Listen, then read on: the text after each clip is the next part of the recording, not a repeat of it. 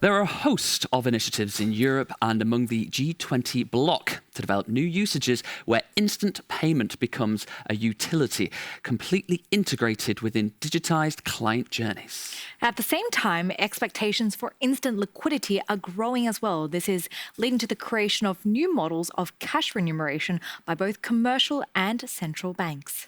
And to discuss this in more detail, we are joined by Stéphanie Ekindjian Delliste. I think that's right. Stephanie, is that? Excellent. Global Head of Cash Management at Crédit Agricole CIB. Welcome, Stéphanie, to Sibos TV. It's wonderful to have you here. You enjoying Frankfurt so far? Absolutely. It's a great moment. And it's my first Sibos, so I'm really pleased to be here. Thank you. It's great to have you here at Sibos. Let's get right into it. What are the major developments you observe in the global payment landscape? We see that payments continue to rise, the volumes continue to rise. We also see that payments are now becoming faster and also almost invisible for the clients. We have a lot of initiatives in Europe. You can see that, for example, we have the new IPR regulation that aims to make the SCT scheme SCT scheme compulsory for all PSPs in the SEPA zone, and also reduce the risk of fraud, because it's definitely a big concern for our corporate clients. And the verification of payee will help reduce this risk of fraud. And of course, now that our clients experience these new benefits, they want to use them and have them for also their cross-border payments. So it raises the question of, are we capable to link the local schemes, instant payment schemes, together? To that extent, we see that beyond Europe, there are initiatives. For example, the Australian correspondent bank that we use now converts the cross-border payments that we send to them via SWIFT into local instant payment on the NPP, which is the Australian real-time instant scheme. We want all that to become global. So we can see that globally there are initiatives such as the Nexus or the IXB initiatives, which try to interconnect the national schemes together to provide instantaneity. And we also see that this need for instant payments now goes to instant liquidity. Clients now want to get instant liquidity to move their cash faster. And this is another trend that we can see in the market. Of course, this drives new initiatives, because we see that clients now get used to have this instantaneity and use them in digitized client journeys. On the retail side, you can see that there are a lot of investments to enhance the client experience in terms of speed and in terms of cost. And also for the corporate clients, then it pushes initiatives in embedded finance, because we see that all the corporate clients now have digital initiatives to embed payments within their digital client journeys. Now, with any new initiative, Stephanie, there are, of course, pain points. So what are the difficulties that need to be overcome to have instant cross-border payments in the near future? And is it only a question of technology? For sure, managing interoperability is a challenge. It's a big technical challenge, but I think it's not the only success factor. What we need is also to be able to coordinate all the stakeholders of the ecosystem, meaning the central banks, the commercial banks, also the technical operators, corporate clients, of course. That's in order to facilitate the pain points, in particular in terms of KYC, in terms of compliance, in terms of management of FX, which are really difficult topics. And so we need the regulator and the whole ecosystem to get together to facilitate this move to instantaneity. A simple question for you. Do you think blockchain can really revolutionize payments? Well, actually, we can see that now we have ever more clients who get to us and say, instant payments is interesting to manage my commercial payments, but probably having the capacity to move your liquidity instant is probably going to become a need ever more urgent for the corporate clients. And to be able to come up with this need, then the traditional rails may not be completely appropriate. So blockchain definitely is one of the technologies which is being explored because it enables instantaneity, it's available 24/7. You can also have atomicity, which means that everything can be executed once you've checked that all the preconditions are met.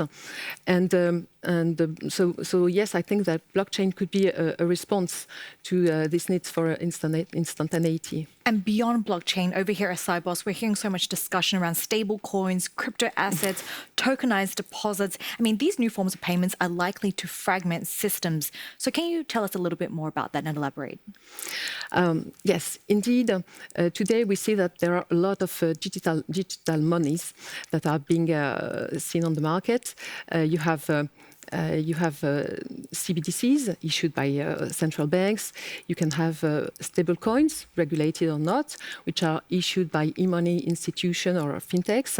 And you have tokenized deposits, which are a digital representation of deposits in the banks on chain. So these are a lot of offers, and all those systems come together and generate some fragmentation of the payment landscape. So if each of them comes with their own ecosystem, technology, standards, then there is this very fragmented world, which is quite difficult to handle. Still, I believe that both technologies have to be explored because, as I said, if you want to be able to respond to a client, in particular, if you look at tech clients, tech clients who are very fast to develop their systems, who have very light treasury organizations. They want to be able to have instant treasury, to be able to move the cash all around the world instantly. So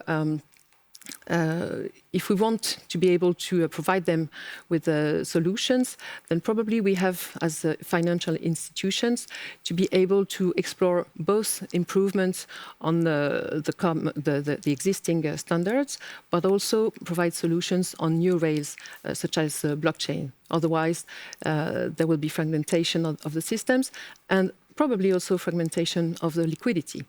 Does it mean that these evolutions question the traditional business model of commercial banks and central banks? Should they be regulated or at least respect some kind of common framework? Well, probably we can see that indeed there's this fragmentation that we mentioned previously. So we need the whole ecosystem to help the banks innovate. It's not a question of preventing innovation. It's more a question of giving a framework for those innovation in order to be sure that we protect the customers and we don't have a too fragmented world. We can see that we have some regulations already live in Europe, like the MiCA regulation that provides a framework, a legal framework in the European Union for the issuers of crypto assets or stable coins. And the goal is, of course, also to protect the customers. And we also have the DORA regulation, which is here to give guidelines in order to ensure that we have a resilient system. So all those measures have a double goal, which is both to favor innovation and ensure stability of the system and protection of the clients. So that's probably the best way to do, to ensure that we are able to continue innovate while protecting the system. And that's why at Crédit Agricole we are part of some initiatives.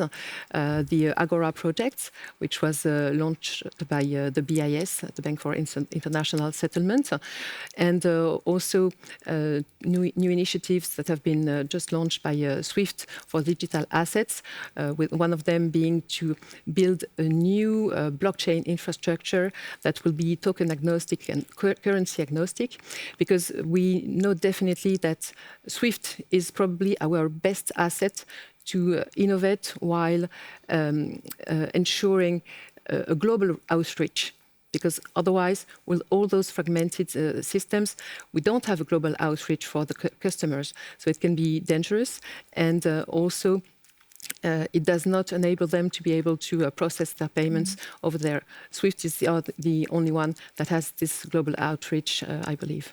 Earlier on, you did mention the stronger integration of payments within client journeys, as well as the development of embedded finance. Can you expand a little bit more on that? Yes, we have already known for a while what was called open finance, which aimed at opening the banking data to authorized providers. And now we have moved to open finance, which broadens the set of data that can be used, like data like investment, insurance, things like that. And we can see that now there's a new trend. We are moving a step forward, going to embedded finance, because we see that our clients work on their digital journey, be it for their clients or even for their providers or for themselves, because they need to be able to embed financial services within the digital journeys of their clients or of their suppliers. So financial institutions and also providers like ERPs have to work with them in order to embed those financial services within the digital journey of the providers or the clients. And that's probably a big move to be done, once again requiring the cooperation of the whole ecosystem. Stephanie, fantastic and interesting conversation. As always, thank you so much for joining us here on the sofa of Sibos TV. That's Stéphanie Ekindjian Delliste, Global Head of Cash Management at Crédit Agricole CIB. Thanks once again for stopping by. Thank you so much.